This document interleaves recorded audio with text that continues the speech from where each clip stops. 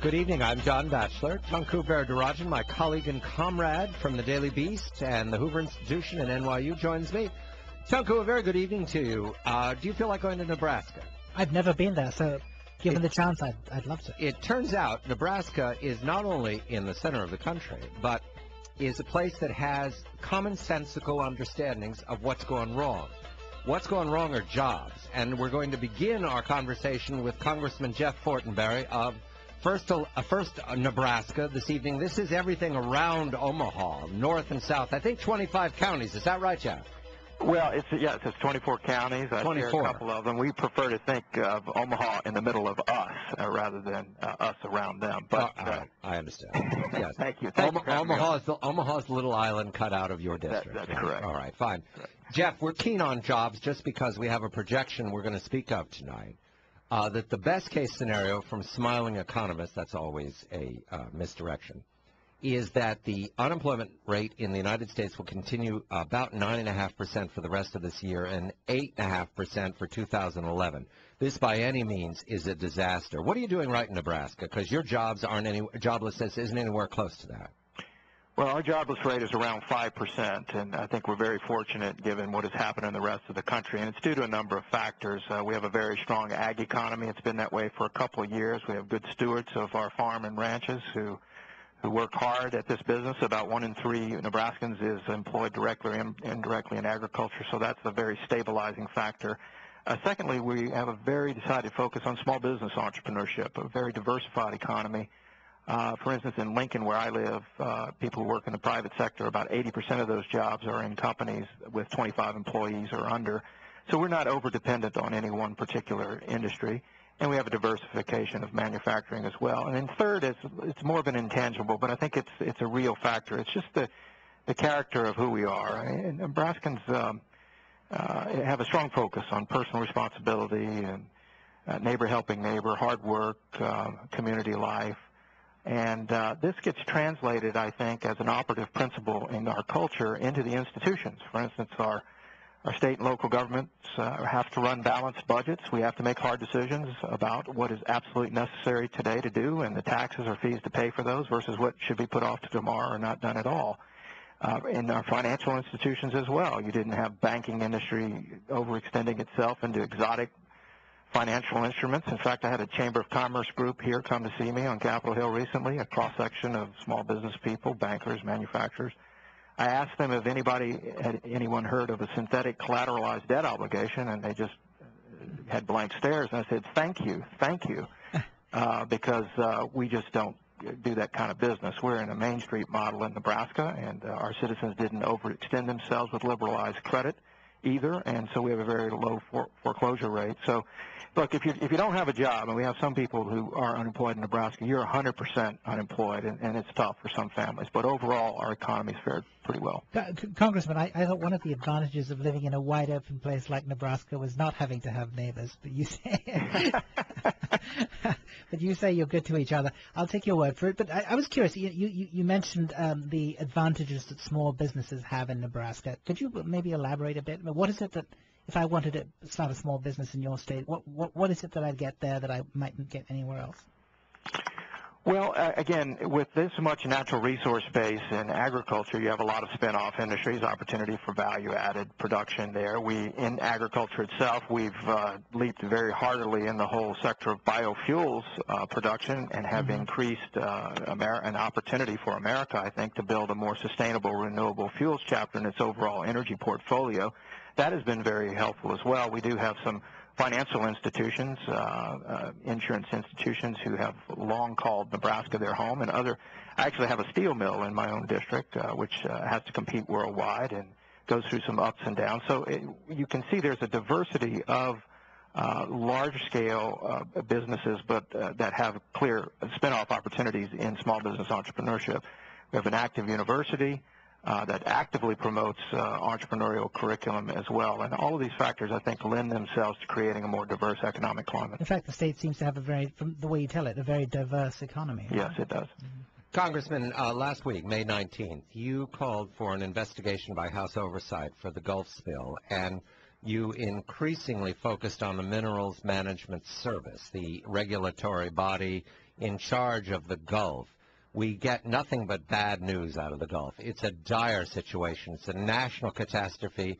At this point, in your understanding of this, before and after and long after they solve the Deepwater Horizon, do you believe that the federal government is properly arranged to deal with the challenges of deepwater and ultra-deepwater drilling? Well, we certainly need to unpack that and find that out. There's three issues right now. Clearly, is to stop the leak, clean up the environment, and get to the bottom of this relationship between the regulatory entities and the oil industries to ensure that this type of catastrophe, and it is that, never happens again. At the invitation of the New Orleans Congressman last year, I went down to the Gulf and actually was on a BP drilling ship. We spent considerable time talking to them about safety measures and various redundant backup systems to prevent a worst-case scenario. And frankly, looking at the overall economic situation, you recall it was the spike in gas prices that began to tip the economy and expose the underlying weaknesses due to subprime lending and the other credit laundering operations that were going on Wall Street. But nonetheless, focusing on how we get in front of building a new sustainable energy future for our country in an environmentally sensitive way has been a priority of mine. So I went down there at the Gulf. We spent considerable time, again, going through safety procedures with them, looking at a drilling ship that was in 3 miles of water. And I walked away, frankly, with a much higher level of confidence, a high level of confidence that the industry had redundant systems, but perhaps more so embraced a philosophy of environmental stewardship as a part of their work. And here we have just a seemingly complete collapse of all of those systems, as well as the oversight mechanisms, apparently, that were in place to prevent this kind of thing. How would you evaluate the way in which they've gone about trying to arrest this catastrophe?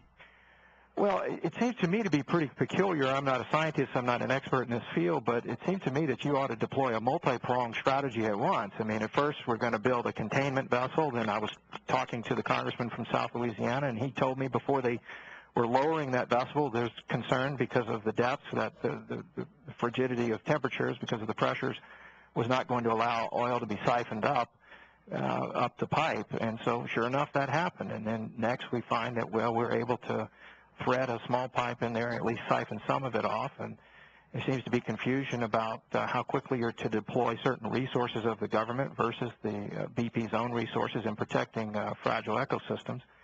And frankly, I appreciated the president's words when he said this was a ridiculous spectacle, I believe, as he watched the early congressional hearings start to unfold.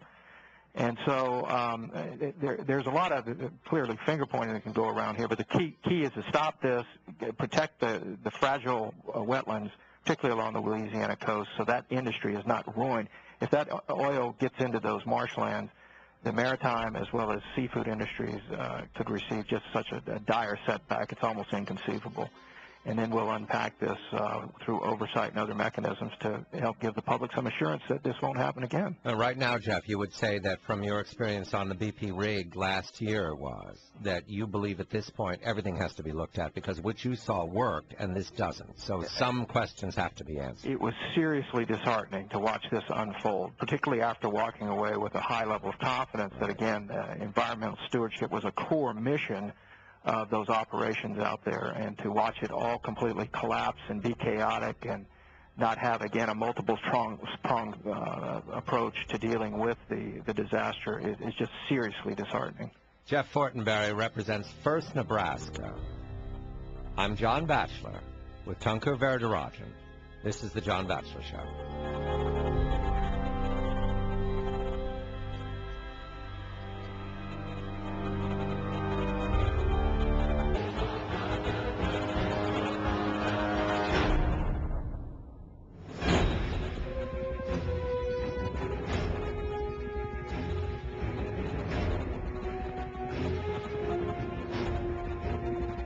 I'm John Batchelor with Tunkur Verdarajan. The news last week of the exit of Admiral Dennis Blair, the Director of National Intelligence, suddenly on a Thursday was a puzzle. And Tunkur, we were there the day Dennis Blair was identified as as leaving the administration. It was a mystery then, and it continues a mystery as to what the events were that moment that led to his leaving. But somewhat less of a mystery now that we've read Edward Luttwak's piece in the Daily Beast, I think. Yes, which is why he joins us. Edward Luttwak is a senior associate at the Center for Strategic and International Studies. He's recently published a book, The Grand Strategy of the Byzantine Empire, and he's publishing in the Daily Beast observations on Dennis Blair, the admiral who is no longer the DNI, after a tussle with the CIA. There's a lot of acronyms here, Ed, so let's untangle the tussle. This all comes down to people. There's Dennis Blair on one side and Leon Panetta on the other. Leon Panetta, does he represent the CIA or does he represent Leon Panetta? Can you tell? Well, here's a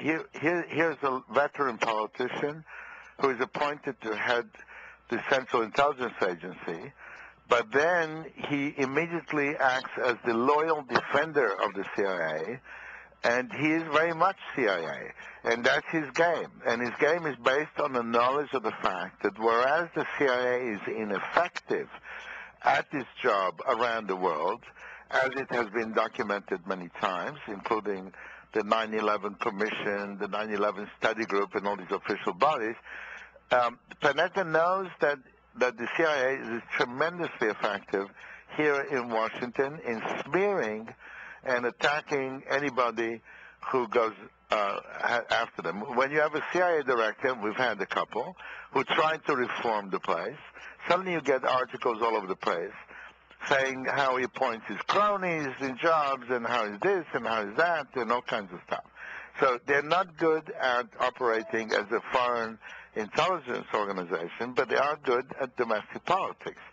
And they managed to drive the director Goss, for example. Goss was a director who tried to clean up the place a bit, and they drove him out, by leaking stories about him. So Panetta knows that they're extremely dangerous to tangle with politically, and A. And B, once the president appointed Panetta to be head of CIA, he, as the veteran, experienced man that he is, he was chief of staff of the White House under Clinton.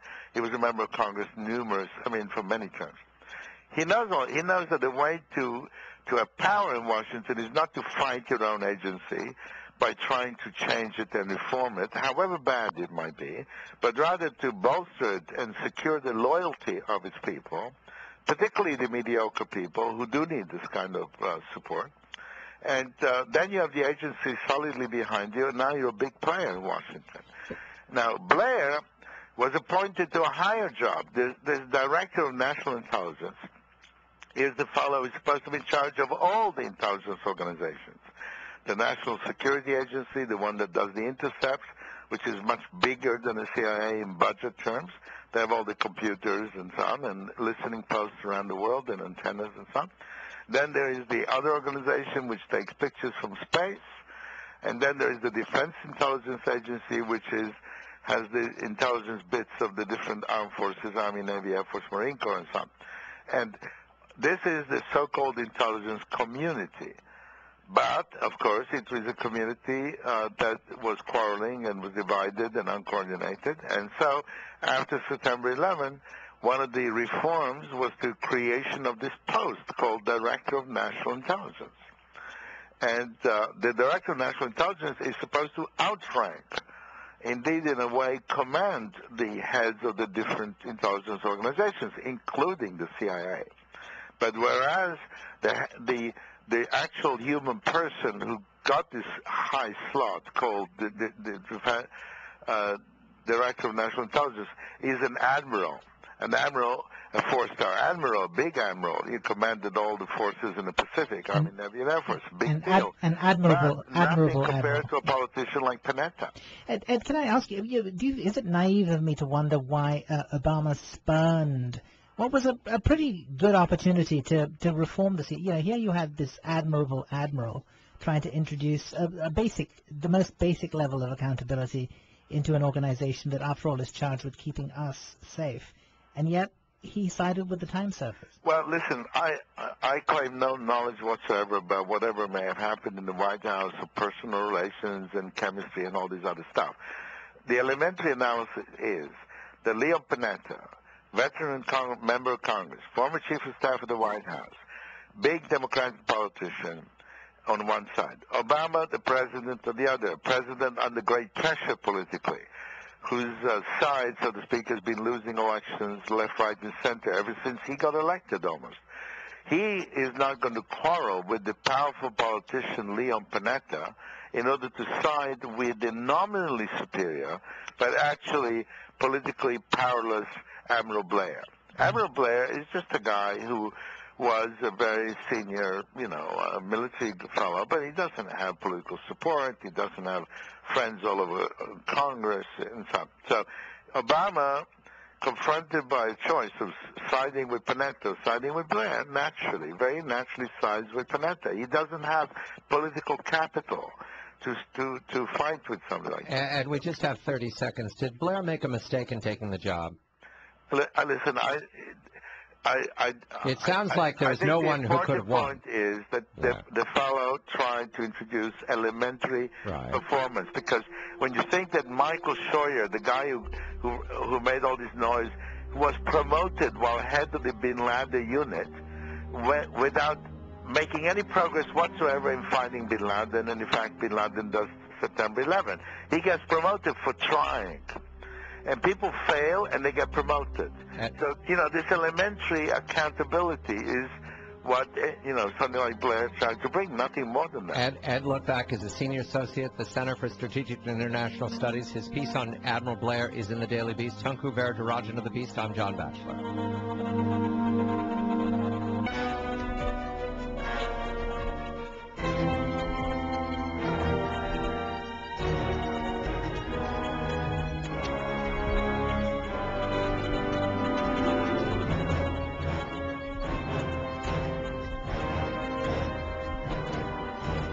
John Batchelor with Tunku Veridarajan. We're joined by our financial roundtable, but a stop for Jeff Bliss of the Bliss Index in California, because there's a new poll out about the primaries that are coming up on June 8th. Jeff, this is a reversal of fortune for Carly Fiorina and Tom Campbell, and also surprising news about Meg Whitman, whom I thought we were ready to send off the deep end. What's happened, Jeff?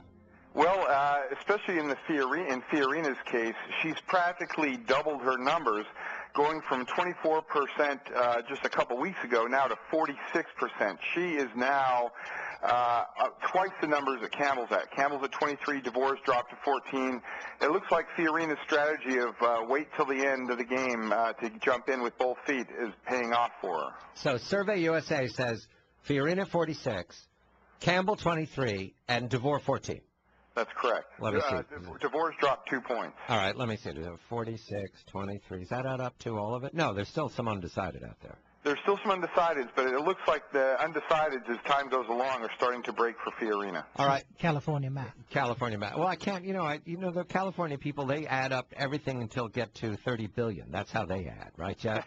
30 billion. You do that number well. You spent the money already. All right. Meg Whitman being close. I thought the scenario here, Bliss, you promised me the narrative was Steve Poizner is declaring war on Mexico and is going to acquire Arizona any day now, and he was going to win the nomination. Isn't that supposed to happen? Well, I don't know if I promised he'd win the nomination, but I thought he was going to give her a better run for her money than anybody expected back in March. What's happened? Well, what happened was back in March, just to revisit things, she held about a 50-point lead on Poizner. He closed in some polls to as much as 2 points, and now it's inching back into double digits. We're looking at 10 and 12-point differences in some polls. And Survey USA says, what's the gap? I've seen some reports where it says the gap is close to 20%. Yeah, I have not seen Survey USA. I'm sorry, I've just seen the Survey USA, and it says her lead is 27 points. 27 points. Wait, is this the same California? Swing. Tunku, this sounds like they're doing California math out there. One day it's 2 points, the next day it's 27. We need some Chinese people to help us. Yeah, Jeff, will you go do those numbers again for us tomorrow? I'm just going to throw numbers up in the air, whatever sticks. That'll be the new poll numbers tomorrow. Now, remind them, Jeff, it has to add up to 100. No cheating. Oh, it depends who's doing the counting and if it's being done in Sacramento. That's the problem. Jeff Bliss of the Bliss Index. We go immediately to Financial Roundtable. California's in so much trouble, jobs aren't going to help it, but it would be a good start. Aaron Task of Yahoo Finance and John Tamney of Real Clear Markets join us, Tunku, because there is a rosy scenario from economists today that the jobless rate for 2010 will only be 9.4%. Let's be accurate here. 0.1 is a lot of jobs. Aaron, does this sound like good news to you? 9.4% through 2010, 8.5% through 2011? Well, it's moving in the right direction. It's going down, obviously, if those predictions are right. And the way the numbers are quirky because, the jobless rate is going to come down more slowly as more people come back into the workforce as they feel like there are jobs to be had. So more people might be put back to work than that number would indicate, and that's the hopeful, optimistic side of the equation. Oh, I'm feeling really rosy. Thank you, Aaron. Is there another side to the equation?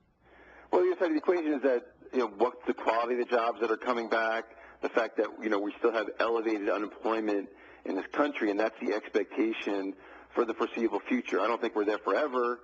As some people are predicting the new normal, I don't think that's going to necessarily be the case, but, we're still talking about 8.5% unemployment next year, and that's a rosy scenario. Mr. Tamney, good evening to you. John, you wrote very carefully today about we should just get it over and learn to love the idea of U.S. debt default. I want to get to that, but first I would like your comment on this 9.4% unemployment through this year. Does that indicate to you that Summers and Bernanke are winning, that everything's working perfectly for them, John? No, it indicates failure. It's not natural in any economy for unemployment to be that high. And what this number speaks to, of course, is a great deal of uncertainty. It's hard to create jobs when you don't know what the tax environment's going to look like. It's certainly hard when you don't know what the regulatory environment is going to be. My argument always, of course, is currency policy. You can't have job creation without investment. And with the dollar very weak, this speaks to a very anti-investment atmosphere. And so if a year from now we're at 9.4%, this speaks to major failure on the part of Washington, basically to get out of the way so that businesses can create jobs. But if we're under 9, where would you say we are? That would still be very high. Let's face it.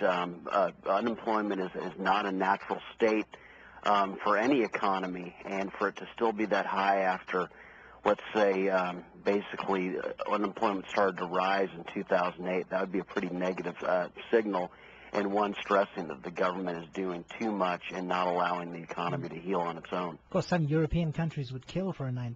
Yeah, all right. But what are we all drachma now? Yes. Aaron, they want growth, and they're going to get growth through 2010 into 2011. But where's the growth? Will you explain to people who don't have jobs, Aaron, where the growth is? Well, the growth is in the financial sector because interest rates are zero, and this is just anecdotal, but there's a lot of stories about refi activity is back up. I'm getting unsolicited mail for credit cards at 0% rates. The AP has a story about auto loan payments are coming back, so they're trying to reinflate the consumer financing economy, and maybe all that bailout money is finally starting to trickle down to the rest of us. The problem is we're going right back to the same kind of economy, quote unquote, that we were in the early part of this decade that caused all this trouble because there was overuse of leverage and credit, and we didn't build anything. We just traded paper around. So we're heading for subprime light? Well, that's a great way to put it. I mean, I think Ben Bernanke would be thrilled if we could reinflate the bubble just in a light way. The concern that some people like Robert Schiller have is that we're going to have an echo bubble in housing because financing is so cheap, and people don't feel confident for obvious reasons about the stock market, so they got to put their money somewhere, and maybe they'll start speculating in real estate again. John, you write today that we should love the idea of default. You're looking at Greece, which I think everybody has agreed will eventually default after Angela Merkel stops bawling all the time and puts away the handkerchiefs and gets to it. However, right now what we have is a problem here with our debt, and we can't see it because everybody believes that the United States will always pay its debts. Is that true, John? Yeah, that's basically true. U.S. Treasuries are thought to be the safest bet in the world, and My argument is pretty basic. For as long as I've been alive, and I assume for as long as anyone listening or participating has been alive, we've heard about this debt crisis that was about to hit the United States and impoverish us. And I'm to the point where I say let's have it. Let's have this process whereby the U.S. government is disciplined, where austerity is forced on it. My argument is that the crisis has been with us forever. Spending is a huge tax on true productivity, on economic growth, and so let's have austerity forced on the federal government so that the government necessarily has to spend less so that the U.S. economy can actually grow. So, and for our non-economist listeners out there, how would you force this austerity on the government? Well, the only way in which we could do it, of course, would be if investors truly believed that the U.S. Ability to pay back its debts was no longer good, such that interest rates on treasuries or the ability for the Treasury to actually raise money would rise a great deal. That would be the collapse of treasuries, right, John? They'd have to collapse of treasuries. This connect. How is that going to be good for economic growth? Because it would force the money into actual productive activity. Government spending, by definition, can only occur to the extent that the U.S. Treasury takes money from the productive parts of the economy. So if you starve the federal government, money's naturally going to flow into more productive areas, and I think that's a very good thing. Aaron, you see, Aaron, you see, that connects to that Seth Klarman bet, Aaron. Buying puts out of the way out of the money on treasuries. That's the black swan. That is the black swan, and I disagree with John that would somehow be good for the economy, because maybe after the economic cataclysm that would occur. It'd be good for Seth Klarman. It would be good for Seth Klarman. He's one of the most famous of all valued investors. That's who we're talking about. Yeah, he doesn't like anything right now, and a lot of the value guys feel the same way because the market's still historically expensive despite the fall that we've had. But a lot of people have been betting against treasuries for the last year and a half. That's all we've heard about is how treasuries are a bubble and treasuries are going to pop and interest rates are going to soar. And here we are, and all those people have been dead wrong. They might ultimately be right, but right now, being in treasuries has been a great place to be as an investor. But again, Aaron, it is true that if the treasuries collapsed right now, that would be an indication that they no longer believe that we could pay off our debts. Correct? Well, treasuries could collapse for any number of reasons, but yeah, I mean, there's obvious concern about our long-term ability to pay off our debts. The problem is much of our debt is short-term in nature because the Chinese have lent to us, but they won't lend to us for 30 years. All right, I just want to check with you, Mr. Tamney. Right now, they have a deficit problem in Britain that they're addressing, just baby steps here. We're doing no baby steps here, correct? None whatsoever. We just keep spending. None that I can tell, and I want to stress that deficits are just a minor part of the problem. We've got to start talking about spending. But deficits are a product of spending, right, John? They're a product, right. But boy, I would hate to see a balanced budget amendment because that would institutionalize a great deal of spending that the economy doesn't need. Tunku, you and I discussed earlier this evening the Obama administration's ambitions to reduce spending in some fashion, being resisted by Congress immediately. Yes, well, the line item veto that isn't going to be called a line item veto. So Mr. Tamney is addressing something that can't happen, won't happen, because the politicians, you accept that, Mr. Tamney, the politicians will not do what you're recommending ever, as long as they're breathing. They're in office to spend money. Right. I think we need to fantasize occasionally about how much better off we'd be if they didn't. Aaron, we can all relax now. The politicians. Everything's fine. Yeah, everything's fine. Well, I mean, Larry Summers says that huge deficits are essential. As long as Ben Bernanke's and Larry Summers' pictures are on the wall, we're okay. Aaron Task of Yahoo Finance, John Tamney, who, yes, it's true, he's philosophical, of Real Clear Markets, Tunku Verdarajan, and me, I'm just one of those guys who's waiting for the treasuries to collapse so Seth Klarman can collect on his way out of the money puts. This is the John Batchelor Show.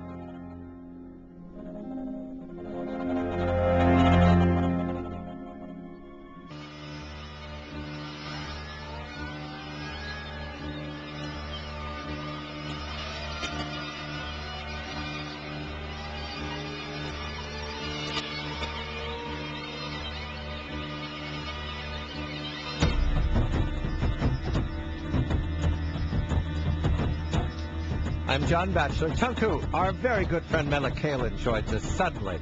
And Melik is going to comment not only on Turkey but North Korea, two states that don't have anything in common except for they're troublemakers. Melik, a very good evening to you. Melik wrote for Tunku at Forbes.com for a number of years, and now we're very lucky to catch him between flights. Tunku, is he really got a flight in the morning, and that's why you had me call in late at night? That's exactly right. Yes. He's flying to Bishkek or somewhere exactly like that. Now, Melik, this is deliberately to wreck your morning flight. Turkey. You're so thoughtful. Go ahead. Turkey. Prime Minister Erdogan has completely confused everyone by raising hands. What were they, dancing? And they had a piñata or something in Tehran, celebrating with Lula da Silva of Brazil and Ahmadinejad of Tehran. Right. Is Turkey now at the center of a mystery, or is this the Turkey we always knew and we were fooling ourselves for some years?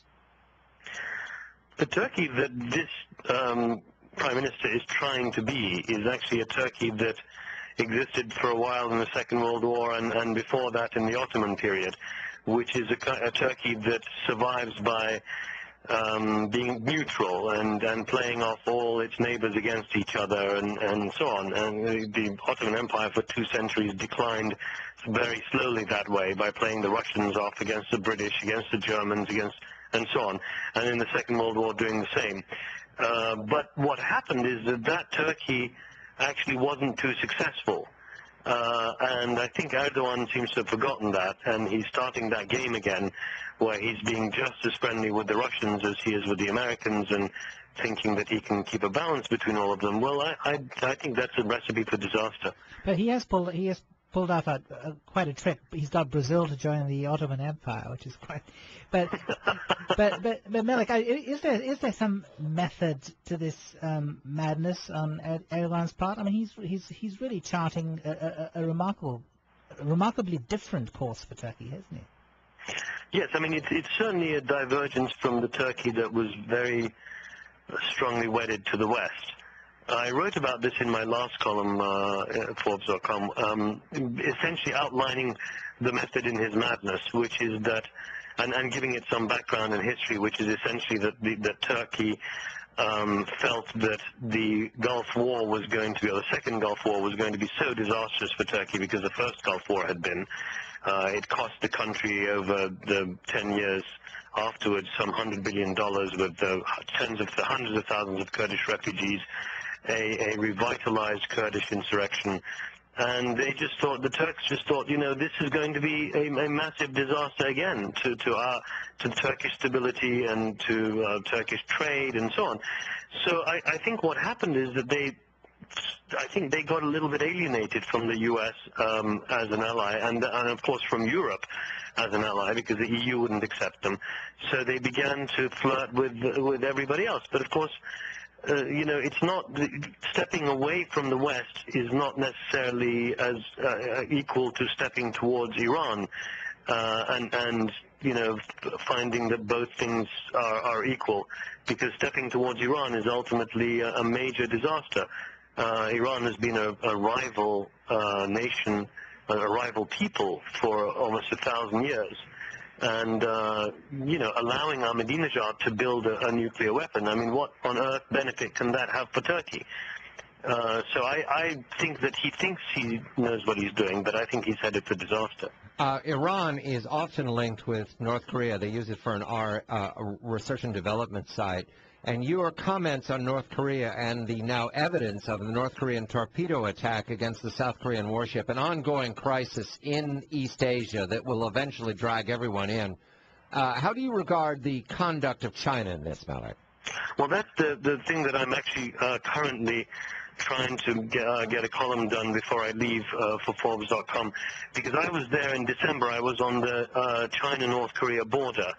And it was very interesting to me what one could immediately see that you couldn't see from afar and from reading the Western media and so on, which was that China was building an enormous port inside North Korea and being allowed access to it.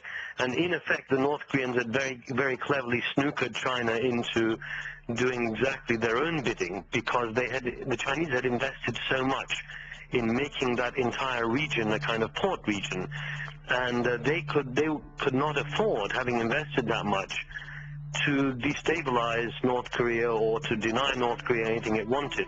And my prediction is that China will not get on board with any sanctions or any pressure on North Korea. Melik Kalin, writing for Forbes.com. He doesn't really have a flight in the morning, Tunku. You were teasing him, right? I wasn't. Maybe Erdogan is headed to Pyongyang next. Melik Kalin writing about Turkey and North Korea, and at the middle of this is an ongoing mystery of China and North Korea, and I look forward to your column, Melik. Tunku Varadarajan of thedailybeast.com. I always look forward to your company, Tunku. Thank you very much. I'm John Batchelor.